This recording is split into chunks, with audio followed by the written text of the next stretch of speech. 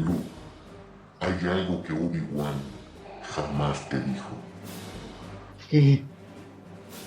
¿Vas a decirme que eres mi padre? No, solo te recuerdo que ya va a comenzar Soñadores de Letras. ¿Ah? ¿Por Promo Estéreo? Sí, en Promosterio, donde la estrella eres tú.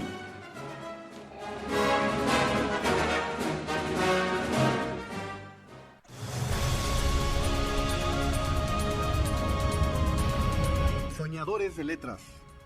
Despertemos el talento literario que duerme en ti.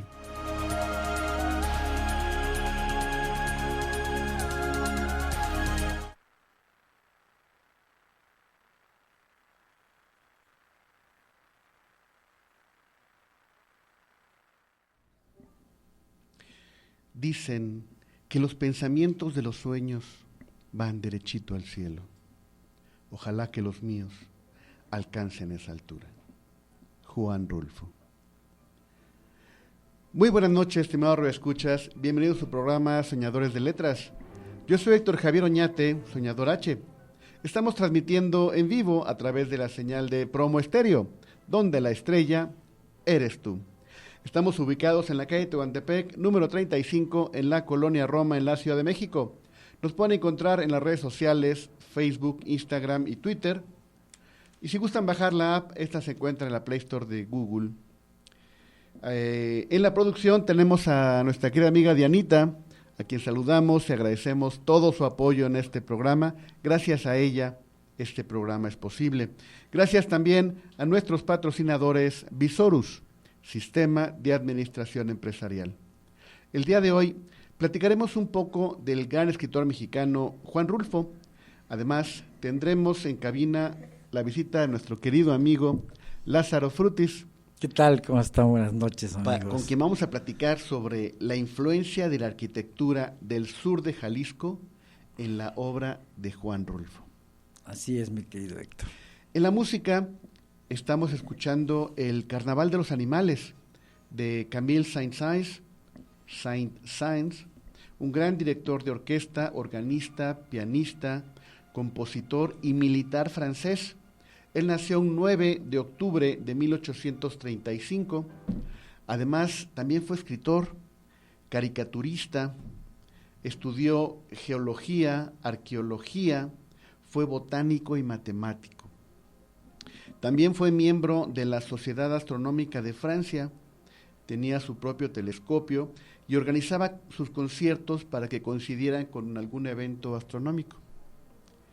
Escribió un libro de filosofía titulado Problemas y Misterios, un libro de poesía, Rimas Familiares, y una comedia, Calambres de Escritores. Como militar participó en la Guerra Franco-Prusiana.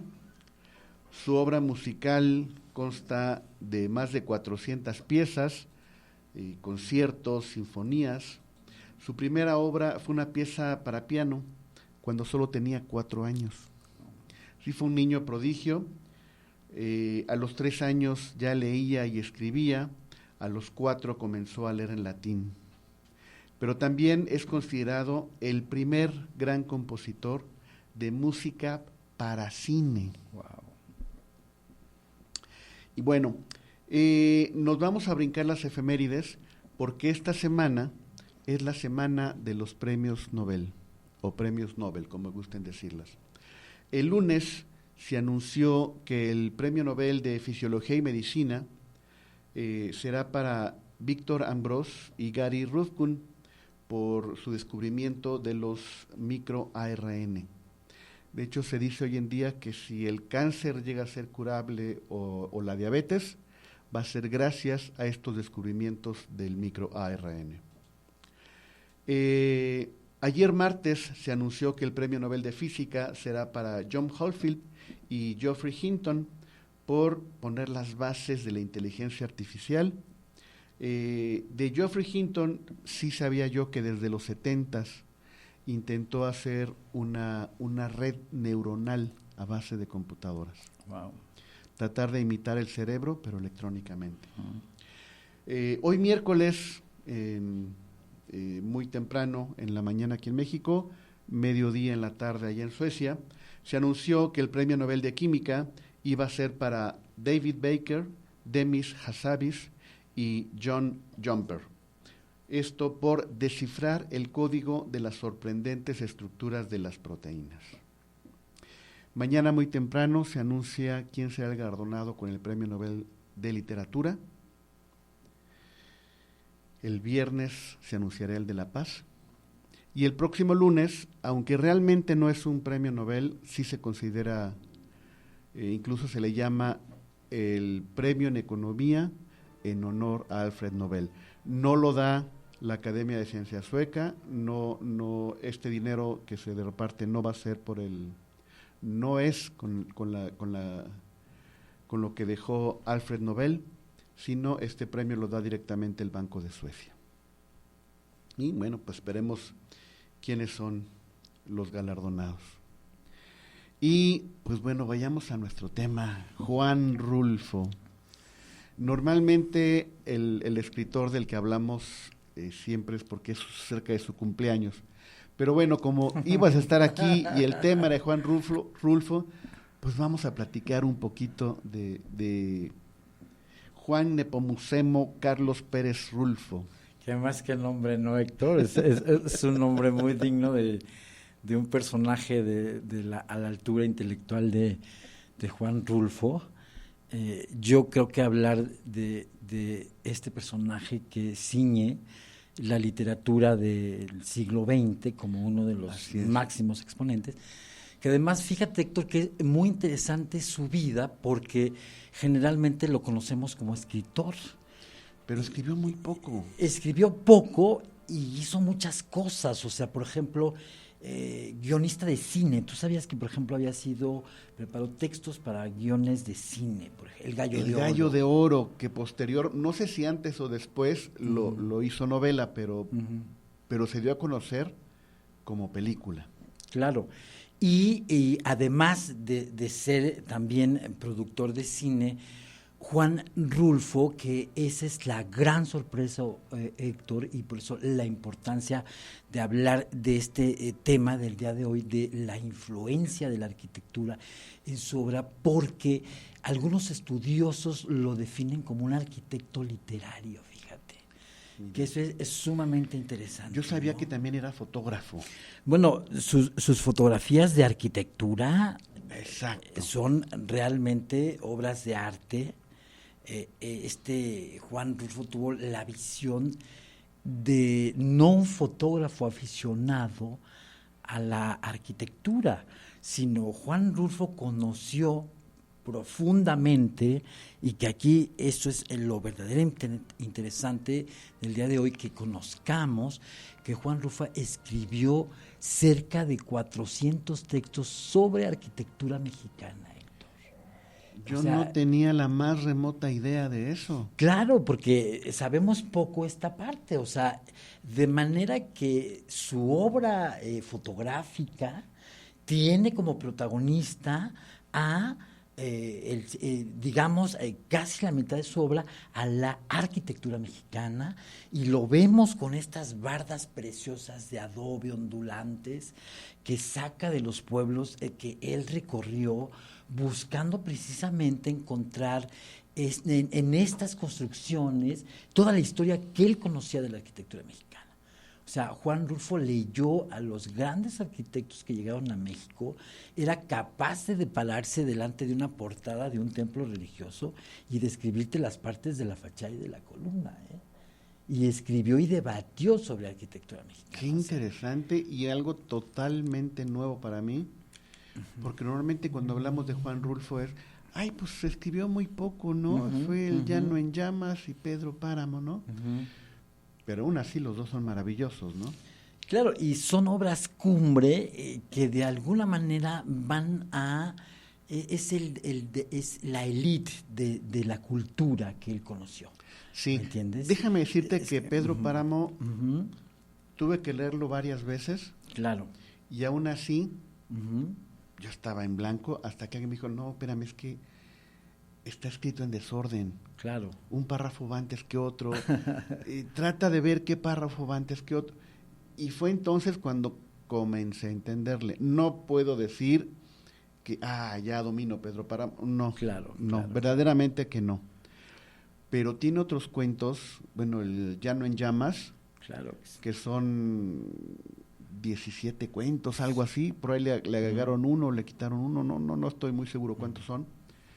Ese de Nos han dado la tierra. Nos han dado la tierra es maravilloso. Pero no solo es maravilloso, sino te das cuenta de la verdadera pobreza en la que vive el campesino mexicano. Pues yo tuve la suerte de nacer en una familia de clase media y desayunar todos los días, pero ¿cuántos niños tenían que caminar 4 horas para la escuela y sin un desayuno? Llegaban a la escuela y pues cómo les pedías que aprendieran, ¿no? Pero bueno,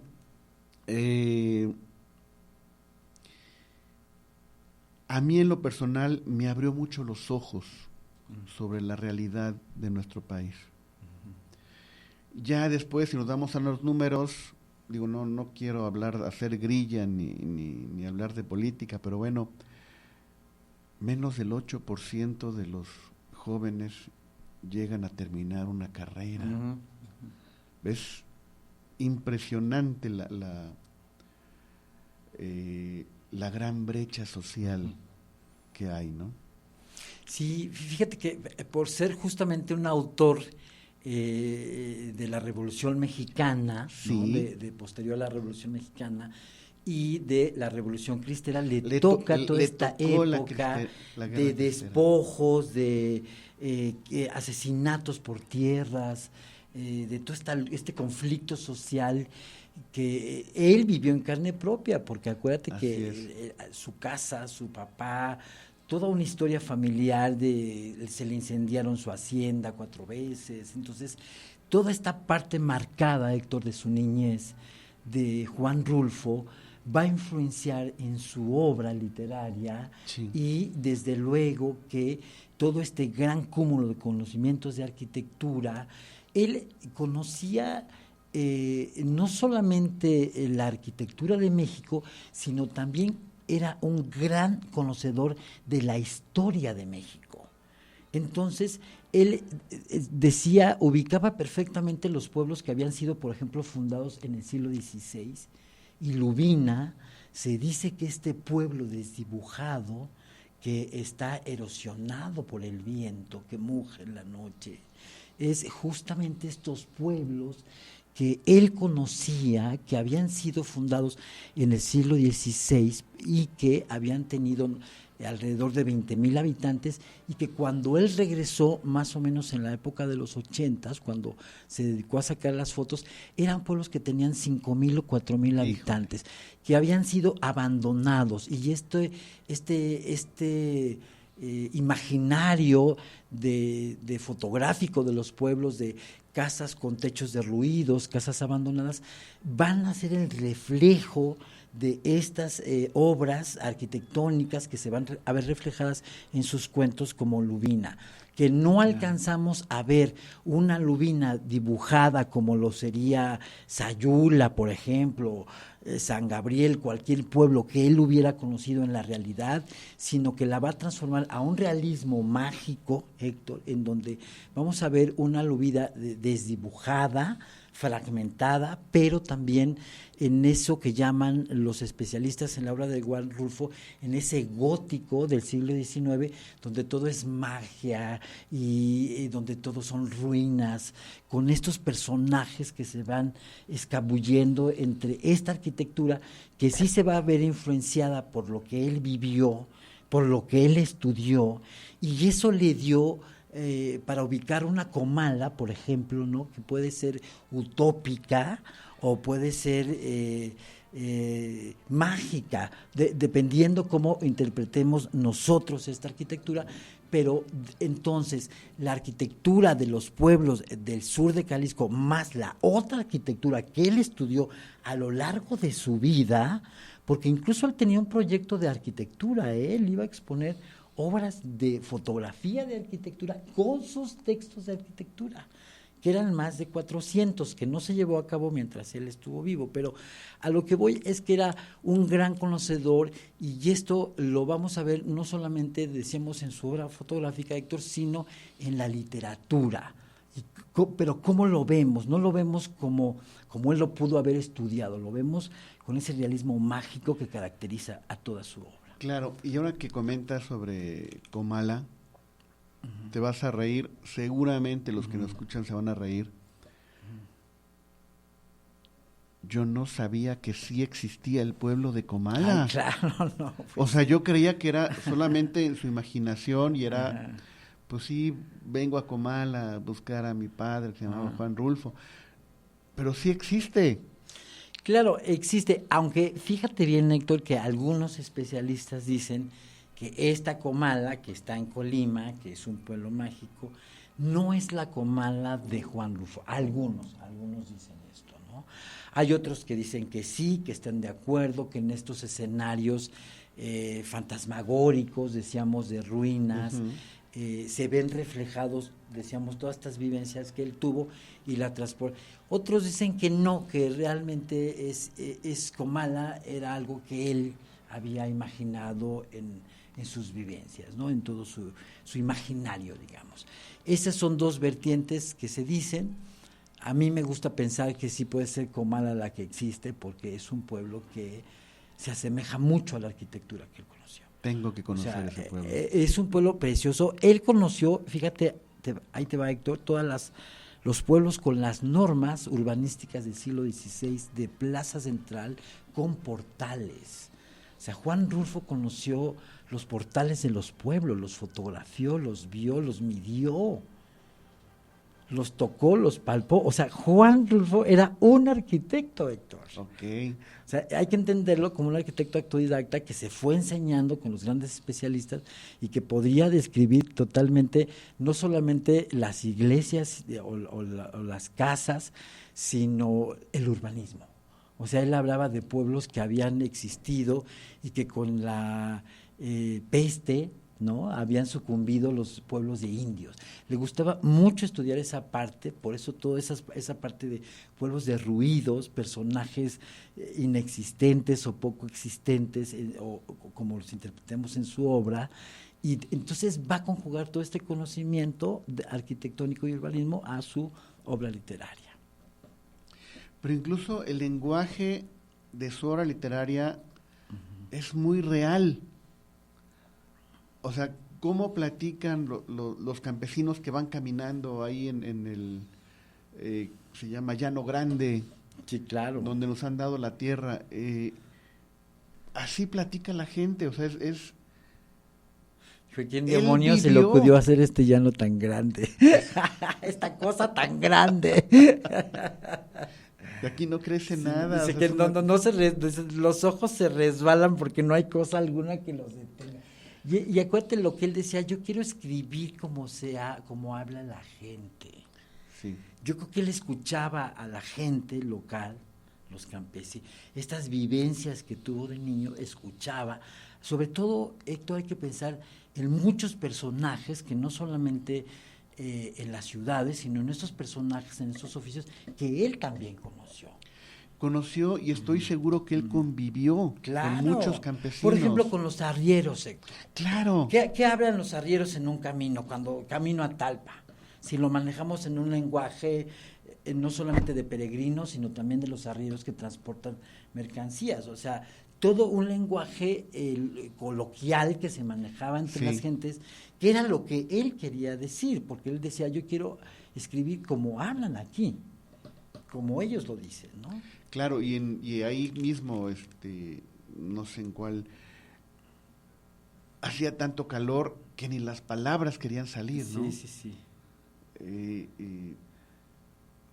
Muy real, o sea, algo que me gusta a mí de la lectura es que me lleva de viaje, me hace parte de los protagonistas y los vas acompañando. Y aunque no se te seca la boca por el calor y por la arena, pero sí como que lo sientes, ¿no? Dices, sí, hay algo, ¿no? Sí, bueno, Juan Rulfo, hay que recordar, queridos amigos, que está catalogado como un autor de realismo mágico. Realismo o mágico, sea, sí. él vio todo eso, o sea, era una realidad, o sea, los revolucionarios, Héctor, o sea, vio gente que moría por esa cosa de que dicen que no tenía sentido, ¿no? La Revolución Cristera, que había sido una cosa matar por matar, que no había tenido sentido, pero todo este cúmulo de conocimientos que Juan Rulfo tenía, pues opacado también por la otra parte que vivió en su infancia, ¿no? Una infancia dura, creció en un orfanatorio. Él era muy introvertido, Héctor, en las entrevistas casi no hablaba de su vida privada, era alguien que le costaba mucho trabajo sacar las palabras, ¿no?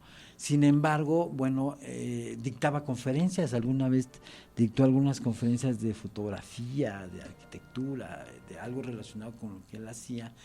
Y bueno, vemos cómo tenía una personalidad introvertida, pero al mismo tiempo le gustaba compartir algo que a él le gustaba mucho, que era fotografiar. Sí, alguna vez le pregunté a un experto que quiere el realismo mágico, porque pues se dice mucho, se habla mucho, pero realmente ¿qué es el realismo mágico? ¿No? Me decía, pues cuando la magia y la fantasía son parte del día con día, parte del diario. Pero es que así vivimos en México. Claro, claro.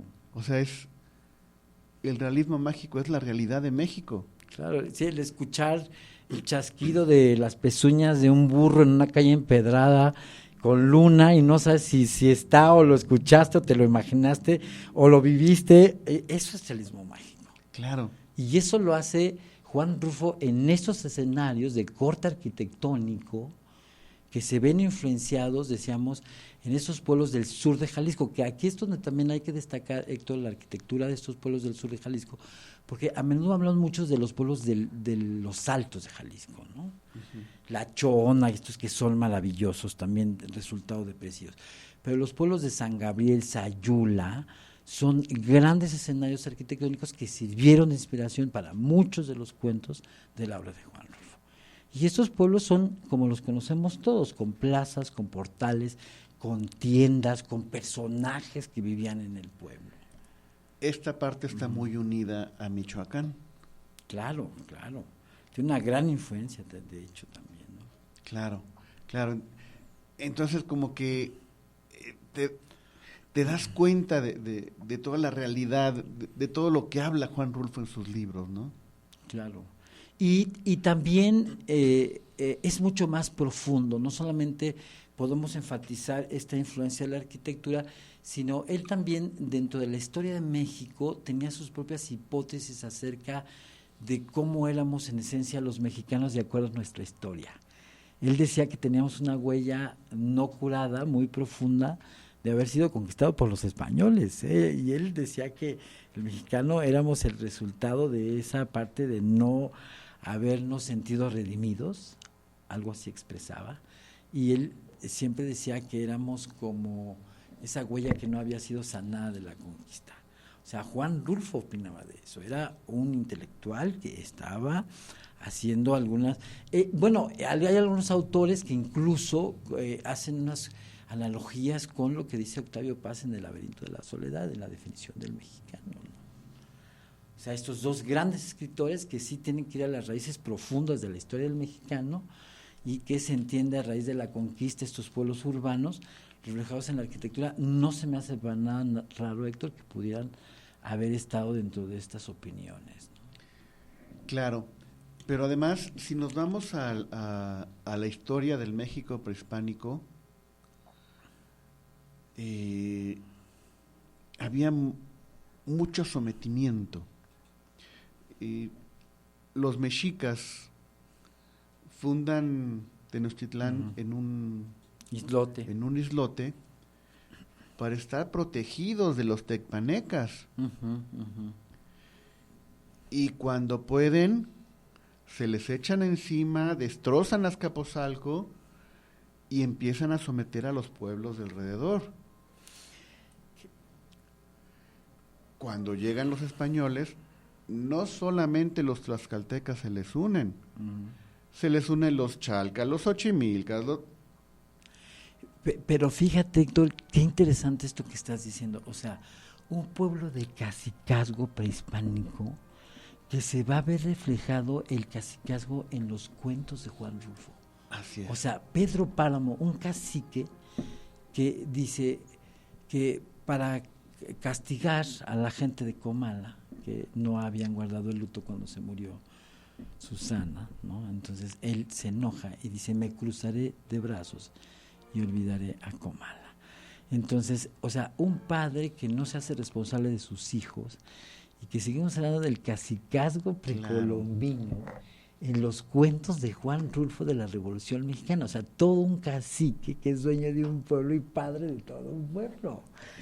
¿Sí me entiendes? Por eso esa hilaridad de que él conocía toda la historia de México y la veía reflejada en nuestros cuentos, sabía cómo era el mexicano. Claro.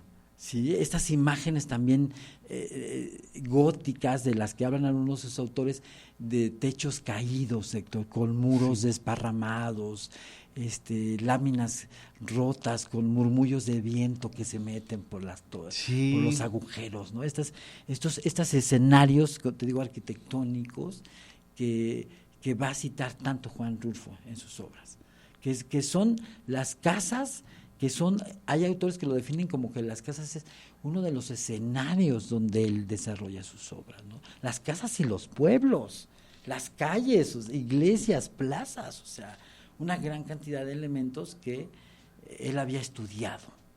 O sea, estamos hablando de un intelectual que había estudiado arquitectura, que conocía la arquitectura, que lo va a ver reflejado en sus obras, que publica en el 1950. Sí, y sí me sobresalta, me causa una gran admiración cómo él está en una clase social privilegiada, hijo de hacendados, claro. Privilegiada, pero presenta la pobreza del campesino como si él estuviera ahí, como si, claro. Bueno, es que él la vivió. Claro, él la vivió. Y sí, a mí me impresiona ese reflejo, ese él sabe lo que está diciendo. Claro. Y también es un autor que en ese sentido, al mismo tiempo de ser realista mágico, también es un autor crítico, Héctor. O sea, alguien que hace crítica a través de una obra literaria, de una obra como estas que venimos viendo. Finalmente era un reflejo de una realidad, o sea, pero él tenía una conciencia despierta de lo que estaba pasando. O sea, sus cuentos reflejan las situaciones que vivió, pero era una realidad social que estaba ocurriendo en México. O sea, tampoco era alguien que era ajeno a eso, ¿no? Como seguramente el ser hijo de hacendados alguna vez tuvo que haber visto alguna injusticia, algún campesino, alguien que debieron haber fusilado o golpeado, algo que no hubiera sido necesario y que él hubiera visto para hablar de esta desigualdad social que es el tema de su obra, ¿no? Así es. Y digo, yo no he estudiado su obra ni he estudiado su vida, pero sí me atreveré a pensar que de niño los hijos de los que vivían ahí en la hacienda, los empleados, campesinos, fueron sus amigos. Claro, claro. Jugaba con ellos, creció con ellos y se hermanó con ellos. Y eso no es fácil. Sí. Juan Rulfo, yo creo que tiene, todos sus cuentos debieron haber sido vivencias, Héctor. Sí. De alguna u otra manera. A lo mejor, no directamente, a lo mejor no era un campesino de primera, hijo de campesinos, por decir algo, pero tuvo que haber tenido algún amigo, algún compañero de escuela, alguien seguramente que ha de haber visto cómo metía las manos, y eso también. Y seguramente, no solo de niño, también de joven, tuvo sus amigos. Claro, en el seminario, porque cuesta que estuvo en el seminario, entonces seguramente vio y participó en actividades del campo. Yo creo que el hecho de haber sido hijo de hacendados no lo eximía de participar, no sé, en algunas cosas, actividades del campo, ¿no? Que debió haber visto de jovencito. Y yo creo que también a dialogar con la gente, de dónde aprendía las palabras, Héctor. No solamente de escucharlas, sino estar con la gente. Claro, yo creo que dialogaba, yo creo que convivía con ellos, porque las palabras que dice son sentidas como lo dice la gente. O sea, tú estás oyendo la gente de los años 40 en la provincia mexicana, así, tal cual. Así es. Con esa sabrosura del lenguaje que te incauta, ¿no? Es un lenguaje excepcional. O sea, es un lenguaje coloquial, pero exquisito. Juan Rulfo te transporta en un escenario inimaginable. ¿Qué sería lo mejor? ¿Leer a Juan Rulfo y luego visitar estos pueblos? ¿O primero visitar estos pueblos y luego ver retratado en sus cuentos? Yo sugeriría que es mucho mejor leer las obras sin pensar siquiera en los pueblos, ¿no? En los que están inspirados de alguna manera.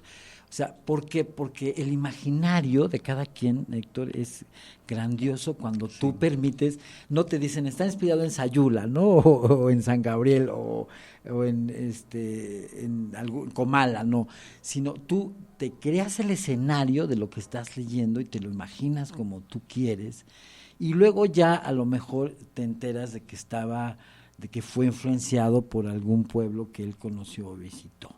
Pero yo sugeriría que primero se leyeran, imagináramos estos sitios como a él le gustaría que nos los hubiéramos imaginado, porque justamente el tener esta fragmentación de estos escenarios arquitectónicos, literarios, Héctor, nos permiten no estacionarnos en una idea. O sea, Comala nunca alcanza a tener un perfil arquitectónico ni siquiera perfilado. O sea, son pedazos, son fragmentos de una iglesia, de un muro que se cayó, de un techo en donde entra la luna, donde muge el viento. Se oyen los casquidos, pero no se alcanza a decir nada de este pueblo. Justamente porque lo deja a la imaginación de cada quien, como tú lo puedes interpretar, ¿no? Entonces, está padre que se lea la obra y luego ya, sí está interesante descubrir esta arquitectura porque es lo que él vivió, o sea, la realidad de lo que él tenía a la mano. Y todos los autores, todos, sin excepción, se influencian de las cosas cotidianas que viven y que se rodean, ¿no? ¿En dónde podemos leer lo que él escribió de arquitectura? Mira, yo principalmente recomiendo Pedro Páramo y especialmente la parte donde se habla de Comala, de este pueblo de Comala. Ahí es donde podemos perfilar un arquitecto literario subliminal. Podemos imaginar estos imaginarios colectivos urbanos de los que él habla en este cuento. No esperemos, como decíamos, las definiciones completas, pero ahí están perfilados. Son tan finos que podemos percibirlos, ¿me entiendes? Como uno quiera entenderlos. Necesito saber algo de arquitectura para darme cuenta de esto, porque ahora que lo dices, yo no puse atención en eso. Claro. Y claro. seguramente mucha gente tampoco la puso, entonces claro, hay que volver a leerlo. Claro, pero además ahí está la cotidianeidad, lo sabroso que es la belleza está en lo subliminal de la obra de Juan Rulfo, es que justamente no sientes estas cosas, Héctor, que están desarrollados en escenarios tan cotidianos, tan que nosotros somos y ocupamos, que no los percibes, ¿no? Hasta que te das cuenta que se habla de patio, de casa, de calle, entonces, de casas, de techos. Hasta ahí vas construyendo todo el lenguaje que te deja ir viendo. Entonces tengo que aceptar que no he leído. Ya lo leí, pero entonces no lo leí. No. O lo leí sin ese ojo crítico que debemos de tener al leer, ¿no? Uh-huh. Sí, o bueno, y sobre todo con un tema que ya es un tema que es minucioso, ¿me entiendes? O sea, Ya hablar de la obra literaria de Juan Rulfo, que es toda una proeza, el hablar de la influencia de la arquitectura en su obra, pues sí requiere de un grado de especialización, Héctor, sobre todo para cómo poder interpretarlo, ¿me entiendes? Cómo poder entenderlo hoy en el siglo XXI, a un personaje que tuvo una vida difícil en la infancia, que era introvertido, que viajó, que le tocó vivir cosas terribles como la muerte de su padre, que fusilaron, que mataron, justamente estas gentes que buscaban justicia. Entonces, ser un hijo así y convivir temas muy fuertes, ¿no? O sea, la Revolución Cristera, que él vio mucho. Entonces, eso hace que veamos la obra de Juan Rulfo también humanista, no solamente con esta presencia de elementos arquitectónicos, sino un escritor que vivió en carne propia todos estos elementos que vemos en sus obras, ¿no? Que de pronto sí son literarios, pero también son vivenciales en su vida, ¿no? Eso no se puede disociar una cosa con la otra. ¿Qué tal? Pues esta me parece una extraordinaria invitación para releer a Juan Rulfo, que bueno, por lo menos Pedro Páramo y El también Llano en Llamas. les recomiendo muchísimo del Llano en Llamas, Lubina, Héctor, que es Lubina. fantástico. Es un cuento en donde también nos permite interpretar a Lubina, decíamos, desde dos aristas, ¿no? La utopía, que es, dice que Lubina huele a miel derramada, ¿no? O sea, esta explosión de los sentidos, que puede ser utópica, ¿no? Pero también puede ser caótica, porque Lubina no aparece retratada en nada. La iglesia dice que era un jacalón con unos socavones por donde entraba el aire en el techo que no tenía. Entonces no alcanzamos de nuevo a descubrir cómo era Lubina, pero hay que ir haciendo este análisis, como bien decías, de palabras y un vocabulario arquitectónico que podemos ir como vislumbrando, como uniendo, como ir interpretando, ¿me entiendes? Todos estos sentimientos y todas estas emociones que él quería transmitir, porque finalmente de todo esto hay un lenguaje simbólico de todo lo que él quería decir en su obra literaria. Híjole, entonces es todavía más complejo de lo que yo creía. Pues es muy complejo. La obra de Juan Rulfo es compleja y tú la lees y bueno, y de pronto la lees y se escucha precioso, pero después de leerla 2 o 3 veces para entender ciertas cosas, ¿me entiendes? O sea, es una lectura de comprensión. Las obras de Juan Rulfo no son así como, sobre todo porque utilizan un lenguaje que hoy día no se usa, ¿no? Segundo, también la interpretación de los narradores, Héctor, es muy importante. En cada cuento hay un narrador diferente. Sí. Y estos narradores tienen un lenguaje específico, bien definido, que muchas veces hay como entrar en el cuento, en el narrador para entender un poco lo que se está diciendo, ¿no? Porque a mí me pasaba que yo veía como todos los escenarios de fuera y de pronto decía, no, yo tengo que meterme como el que soy el que está contando para imaginarme un poco qué es lo que estoy diciendo, ¿no? No sé cómo tú interpretes los cuentos de Juan Rulfo en ese sentido. Bueno, es que ahorita que está tocando el punto de arquitectura, bueno, por supuesto que también un sociólogo lo va a ver de manera diferente. Claro, claro. Y entonces uno que solamente lo quiere leer porque me dijeron que había que leerlo, o porque alguien quiere leerlo para conocer, no tiene estos conocimientos, estos antecedentes para darse cuenta de lo profundo, detalles, claro, exactamente. de lo profundo que es su obra, Héctor, porque detrás decíamos, de todos esos constructivos arquitectónicos, hay un gran conocedor de la historia de México y de la arquitectura colonial en México. O sea, hay un cúmulo de conocimientos de un arquitecto que se formó con especialistas. Entonces, eso es lo interesantísimo de esta obra.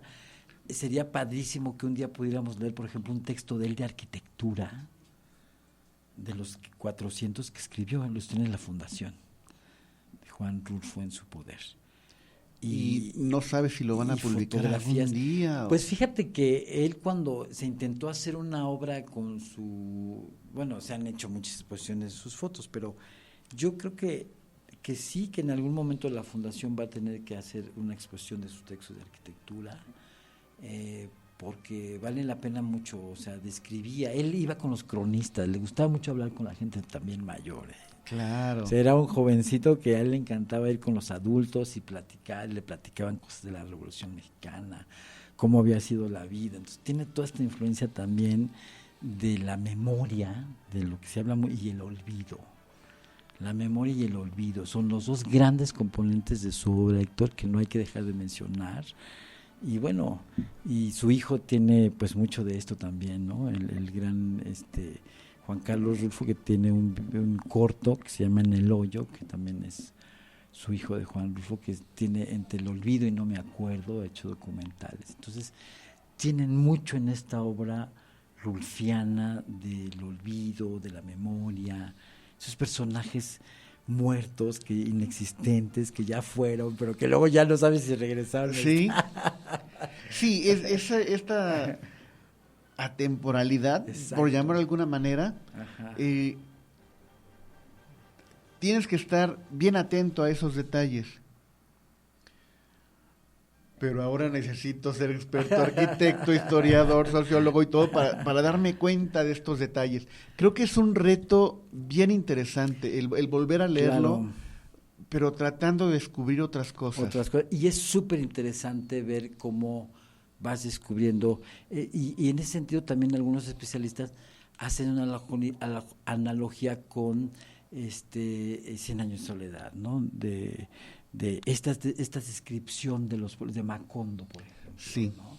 Con la obra de Juan Rulfo, estos que hacen mucha comparación, que se parece, dicen algunos especialistas, en la forma en cómo describen, sin influenciarse el uno del otro. O sea, pero hay un gran parecido en la forma de escribir los lugares, los sitios, a lo mejor en las palabras locales, en donde suceden estas historias. A lo mejor por ahí es donde está parecida con la obra de García Márquez.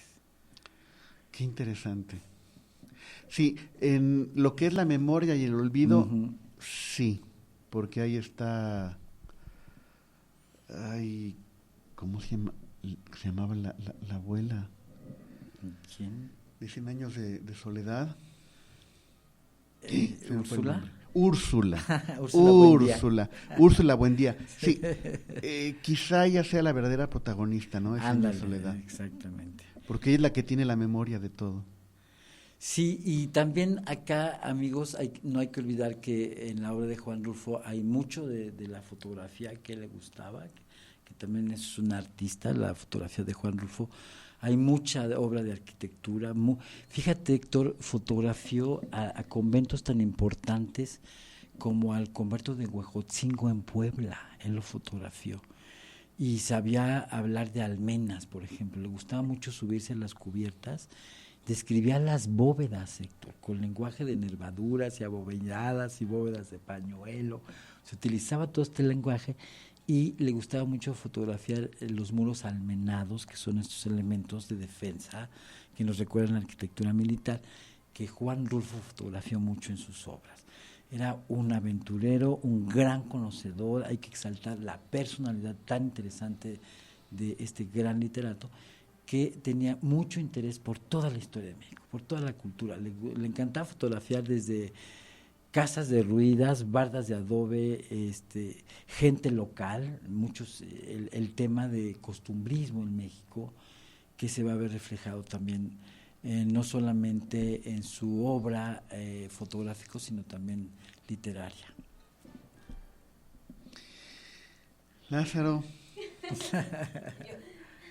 qué triste que el tiempo se nos esté yendo, pero de verdad, muchísimas gracias. Pues un honor, Héctor, por estar. Qué gustazo. El honor fue totalmente mío.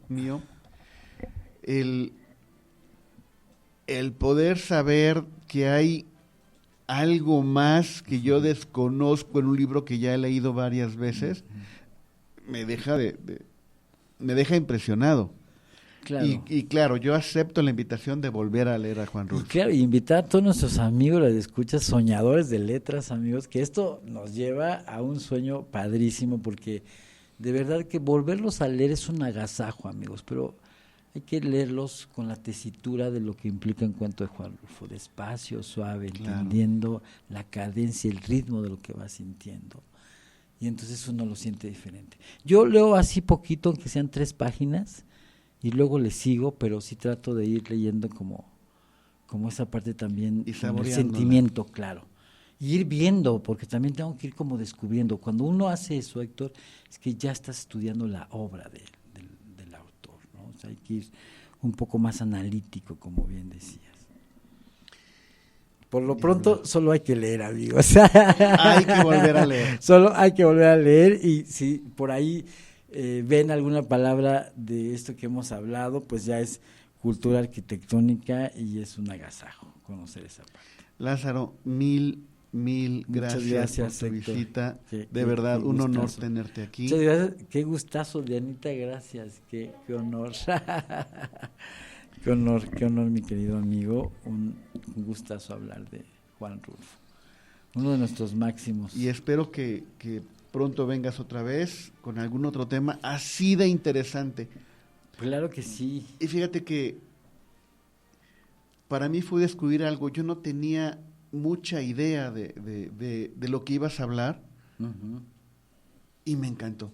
Sí, Y me está encantó. padrísimo, amigo. Hay una bibliografía que se llama Juan Rulfo y la arquitectura, amigos, por si quieren consultar un poco este tema.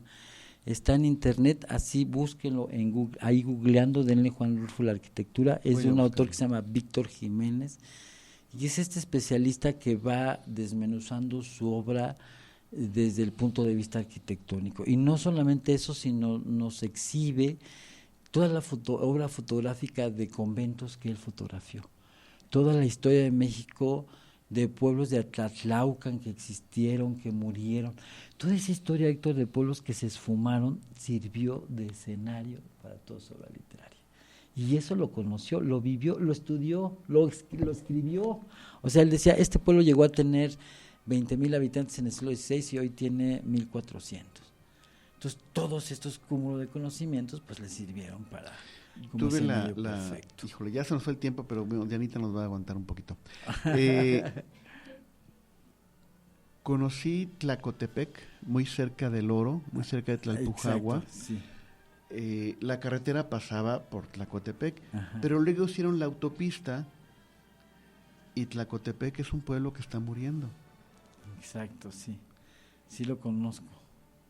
Y es hermoso. Sí, pues así en la historia de México muchos pueblos que Ni sin hablar. duda han Pues pasado. bueno, amigos, gracias por escucharnos. Antes de irnos, quiero recordarle que el mes de octubre es el mes para la prevención del cáncer. Algunos traemos un distintivo rosa justamente para Mi suéter rosa. recordarnos esto. Originalmente era para la prevención del cáncer de mama en la mujer, hoy en día es para cualquier tipo de cáncer, el cáncer de próstata en los hombres Es muy importante. y el cáncer de colon, tanto en Wow. hombres como mujeres. Es el cáncer que mata, es el número 2, tanto en mujeres como en hombres. En mujeres el cáncer de mama el 1 y en hombres el de próstata, ¿no? Pero el de colon Hay que y bueno, cuidarse, y cuidarnos cualquier mucho. cáncer detectado a tiempo es totalmente curable. Qué bueno, qué buena noticia. Y pues gracias, amigos. A continuación, una emisión más de La Locura Night Show con La Lux. Y para cerrar el programa, dejaremos canciones de uno de los más grandes soñadores que he escuchado, el gran John Lennon, Wow. el ex Beatle que nació el 9 de octubre de 1940. Y sí, un gran soñador. Y Un bueno, gran soñador. Gracias, amigos. imaginar. Gracias, mi querido Héctor. recuerden, amigos, que dejar de soñar es comenzar a Dianita, morir. gracias. Nunca repriman su niño interno y dejen que descubra los libros. El mundo necesita lectores críticos. Por favor, enamórense de la literatura y sean soñadores de letras. Soñadores de letras. Gracias. Gracias.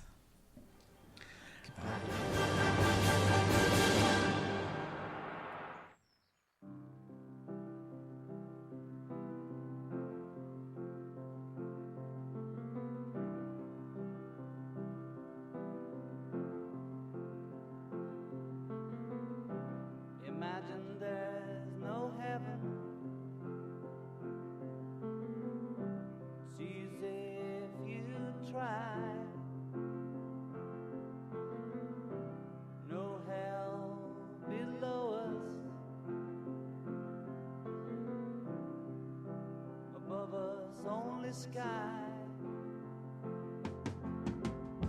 Imagine all the people living for today. Imagine there's no countries. It isn't hard to do. Nothing to kill or die for, and no religion too. Imagine all the people living life in peace. You may say I'm a dreamer, but I'm not the only one. I hope someday you'll join us, and the world will be as one. Imagine no possessions. I wonder if you can. No need for greed or hunger, or brotherhood of man. Imagine all the people sharing all the world. You may say I'm a dreamer, but I'm not the only one. I hope someday you'll join us, and the world will live as one.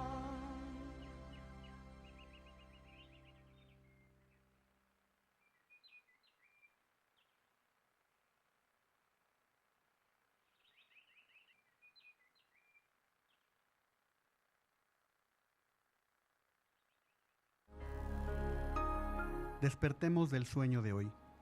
Nos escuchamos la próxima semana. Y gracias a todos por ser soñadores de letras.